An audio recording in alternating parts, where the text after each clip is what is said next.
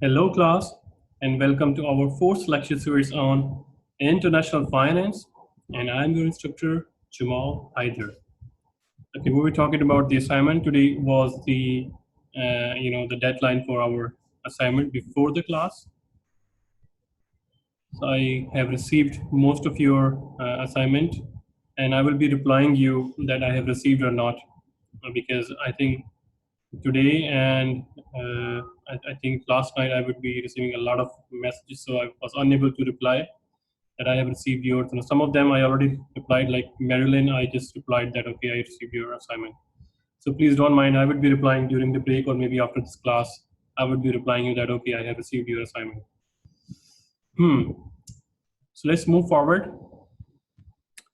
So we have talked about the IMF role in facilitating the international trade of international flow of funds, in which we just talk about the special drawing rights. So I got the question that, can you explain the special drawing rights?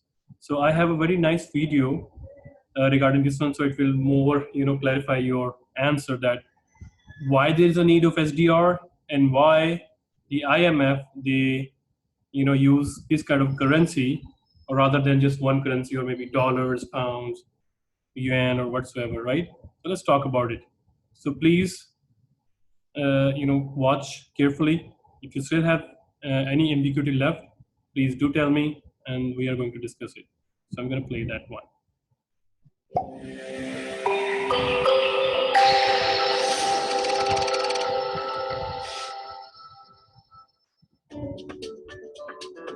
The Special Drawing Rights, or SDR, was created by the IMF in 1969 to supplement the official reserves of its member countries.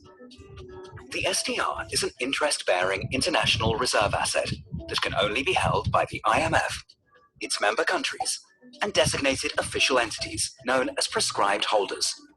In addition to this role, the SDR serves as the unit of account of the IMF and several other international organizations. The IMF's financing arrangements with its member countries are denominated in SDRs. The value and yield of the SDR are defined using a basket of major currencies, which are selected due to their importance in the world's trading and financial systems. The SDR value is calculated daily, while its interest rate is determined on a weekly basis. The IMF Executive Board reviews the composition of the SDR basket every 5 years. This composition is revised to reflect major changes in the roles of various currencies in the world economy, and thus to enhance the attractiveness of the SDR as a reserve asset. In its most recent review in 2015, the board expanded the basket to include a fifth currency, the Chinese renminbi.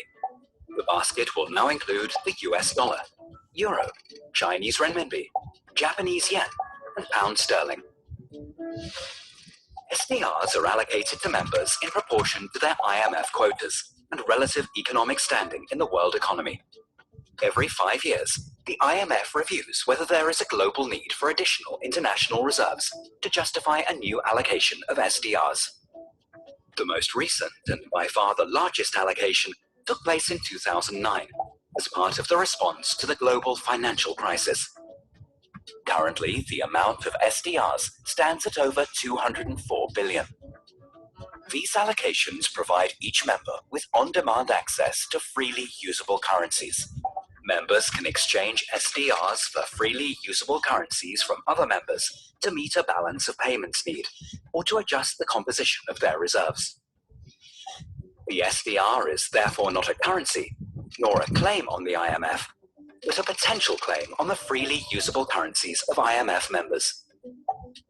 At the time of the allocation, a member country is assigned two positions of the same amount: its SDR allocation and its SDR holdings. It receives interest on its holdings and pays interest on its allocation.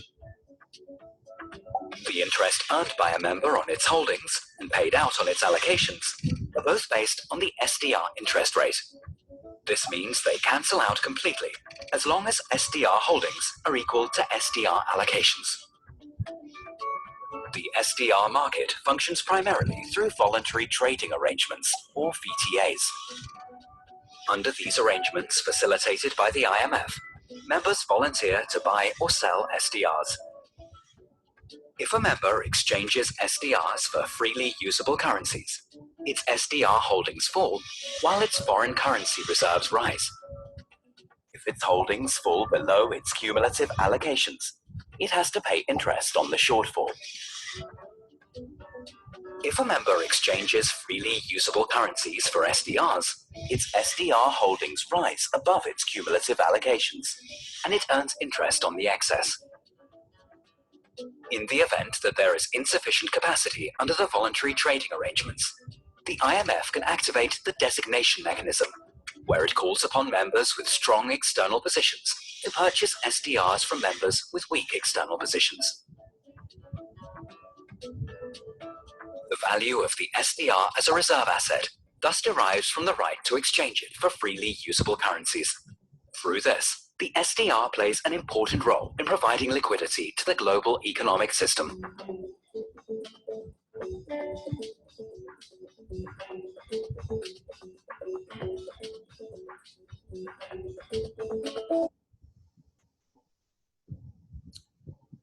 Okay, I hope this further clarifies, the deep understanding of SDR and why there is a need, right? So let's talk about our today's agenda. So we are starting chapter number 3, which is international financial market. So up till now, what we have discussed international flow of funds, and now we are talking about where international flow of funds are traded, which is international financial markets. So we will be covering out these learning objectives. So let's talk about that. Foreign exchange market. So in foreign exchange market, of course, international currencies are bought and sold, right? So this facilitates the international flow of funds, right? And thereby creates a market of international finance, right? So the foreign exchange market, it allows for exchange of one currency for another. Pretty simple. So the exchange rate specifies the rate at which one currency can be exchanged for another one. So it means it is the price of one currency in other currency. So if you still have any confusion, so just I'm going to write it down. For example, if US dollar, what would be the rate of US dollar in yuan, right? So if I say $1 is equal to 7 yen, what does it mean? So it is the price of yuan or it's the price of dollar? It is a price of dollar in terms of yen, right? If somebody wants to buy yuan, not yen, sorry, it's yuan. If somebody wants to buy yuan, he will be giving them $1 and receiving 7 yuan, right? So this is called foreign exchange, and this is the exchange rate. If I want to ask you what is the value of 1 yuan, and of course you rearrange the equation would be that 1 yuan would be equal to, I think yuan has just one, right? Only this one, or double 2.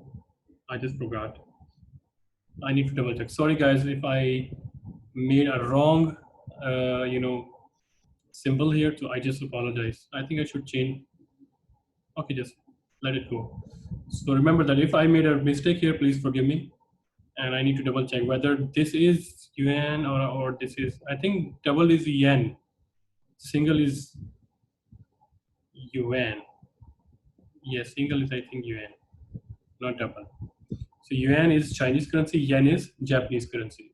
My bad. So it would be 1/7 of the dollar. We just rearrange the equation, right? So if $1 is equal to 7 yuan, right? Then you rearrange the equation. It means 1 yen is equal to, in terms of dollar, 1 by 7. So this is the exchange rate. So the simplest definition of exchange rate is, it is the price of the currency. That's it. Right? Any question? Okay, now the history of exchange rates. So the goal here is that you just have the understanding. You are not required to go dive into and talk about the World War One and what is, going on over there. It's just for your information so that you understand, okay, where today's or the modern system of exchange rate, it's coming from. It has a history.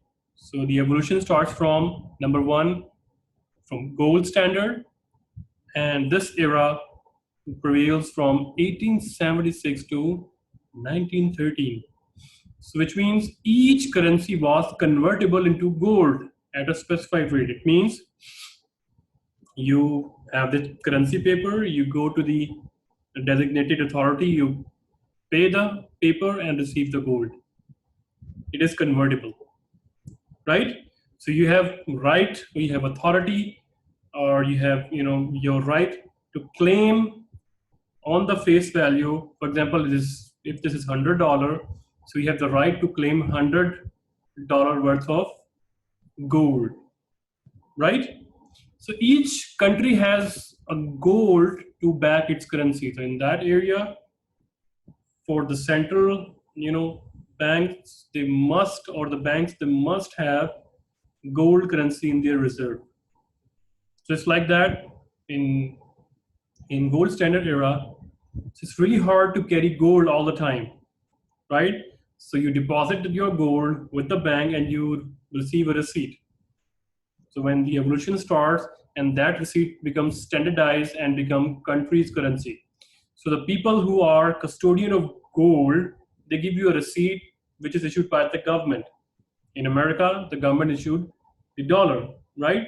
So you cannot carry all the bag of like gold and just traveling around the country. So you just deposit your gold to the vault, the banks, and receive the dollar bill. That's it. So before 1913, it was convertible, right? So when the World War I began in 1914, the gold standard was suspended. Of course, there's a lot of, World War has a very catastrophic losses. So the banks, they just forbid, okay, or it's really dangerous for you guys to just carry on the gold and just roaming around the streets and, the countrywide. So that's why they abandoned or they suspend this. And then there is a new system came when World War, one is going on, and after that people realize, okay, it's really harmful, and how we can just do that. So the exchange rate between convertibility is just suspended. It's not like that the dollar was like just like worthless, right? But you cannot claim, or you cannot go to the bank and say that, okay, I need a gold. They said no, the operation is suspended, right? And then there comes the agreement on fixed exchange rate system. So the first part of fixed exchange rate system was Bretton Woods Agreement, so which lasted from 1944 to 1971, which means fixed exchange rate prevented 1% above or below. For example, $1 was convertible to 3 yuan, so it remains 3 yuan. So whether the demand is high, so you can just variate the range just in 1% band, that's it, in 1% limit. But after 1971, people realized that this fixed exchange rate system is, having a lot of boundaries. Whenever it fluctuates above 1%, then there is no need to buy, no need